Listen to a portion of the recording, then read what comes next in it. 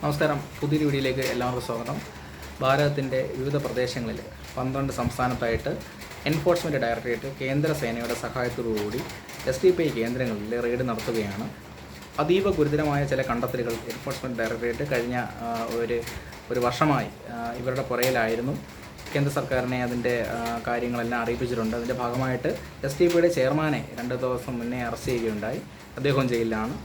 ഇവരുടെ തന്നെ സംഘടനയായ പോപ്പുലർ ഫ്രണ്ടിനെ 1.5 വർഷം മുമ്പ് ഇന്ത്യയിൽ നിരോധിച്ചതാണ്. അതിൻ്റെ എല്ലാ ഭാരവാഹികളും ഇപ്പോഴും ജയിലിൽ തന്നെയാണ് കഴിയുന്നത്.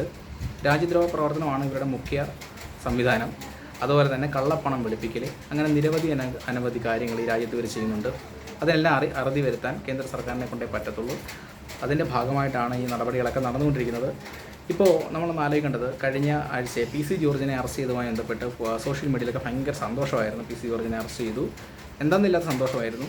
അതേ ചാനലുകളിൽ ഇന്ന് SDPIയുടെ ഈ റെയ്ഡുമായി ബന്ധപ്പെട്ട് കരച്ചിലുകളാണ് കാണാൻ കഴിയുന്നത്. ജിഹാദികളുടെയും ചില മതേതര ആൾക്കാരുടെയൊക്കെ വൻ കരച്ചിലാണ് കണ്ടുകൊണ്ടിരിക്കുന്നത്. കമൻറ്റിലൊക്കെ വന്ന് കരയുകയാണ്. ഫാസിസ്റ്റ് സർക്കാരാണ് BJP സർക്കാർ എന്നൊക്കെയാണ് പറയുന്നത്. ഒരു ഫാസിസ്റ്റും അല്ല. നിങ്ങളുടെയൊക്കെ ഈ രാജ്യദ്രോഹ പ്രവർത്തനം തടയാൻ വേണ്ടി തന്നെയാണ് BJPയുടെ തീരുമാനം.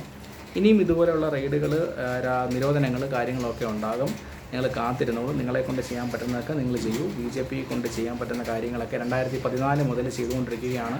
അത് മുത്തലാഖ് ആയിക്കോട്ടെ, NRC ആയിക്കോട്ടെ, ജമ്മു കാശ്മീരിലെ പ്രശ്നം ആയിക്കോട്ടെ, നോട്ട് നിരോധനം ആയിക്കോട്ടെ, എന്തോ ആയിക്കോട്ടെ, BJP ചെയ്യാനുള്ള കാര്യങ്ങളെല്ലാം ചെയ്തിരിക്കും. BJPക്ക് വ്യക്തമായ ലക്ഷ്യമുണ്ട്.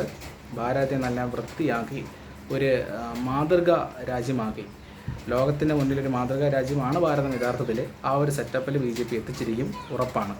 വീഡിയോ ഇഷ്ടപ്പെട്ടാൽ ലൈക്ക് ചെയ്യാനും ഷെയർ ചെയ്യാനും മറക്കല്ലേ. Okay, by.